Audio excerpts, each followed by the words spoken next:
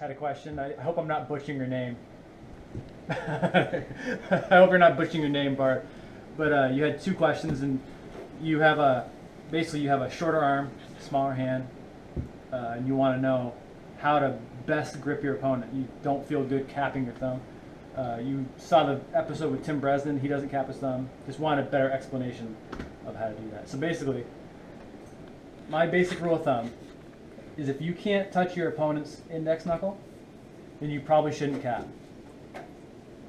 So I'll go ahead and just emulate me having a shorter arm by taking this out. So right there, I'm already having a hard time, right? So you said you're better in a hook and you're better in the strap. So I think you found your move. But if you want to learn how to top roll a little better and to control the back of your hand, having your thumb up a bit and gripping as high as you can without covering your knuckle, much like Tim does, and really just trying to control the back of your hand with every finger you have. You're doing the same thing we do as when we cover. It's just that when I cover, I can actually touch. With a smaller hand, you might not be able to. So you get up there and cover everything. And your top roll from there should be a nice post because your arm is shorter.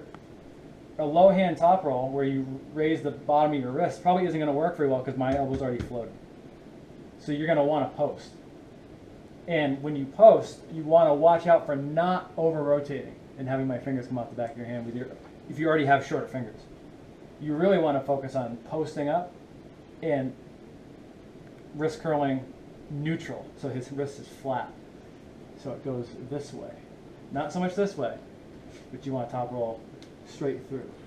Now, your other question, which is you use your lats too much in a hook.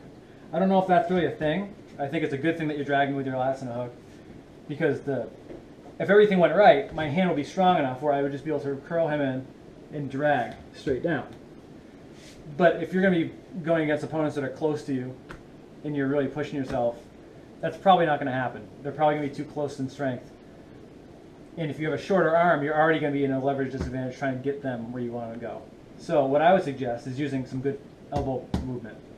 And what I mean by that is if I move this far forward, my wrist will become able to move also.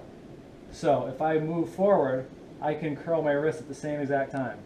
And it takes a little bit of pressure off my hand. And if I can strike into my opponent while I do that, then I can secure my wrist curl. And you gotta be careful when you do this not to come off the front or really give too much of the center of the table to your opponent. So you might want to add some side pressure in there with it. And that's when you come straight at the corner. So it'll look like this if I want to strike. Be ready, go. So now I'm where I want to be. And really my wrist did very little work. It just snapped in. And if you can drag from there, then all the better. But if you're dragging and you're not pinning your opponent, you probably need to add a little more side pressure to your game. So you probably need to, ready, go, drive your hand through the match. So I have all this room right here. I'm going to push straight through. Go ahead and just resist me a little bit. Mm-hmm.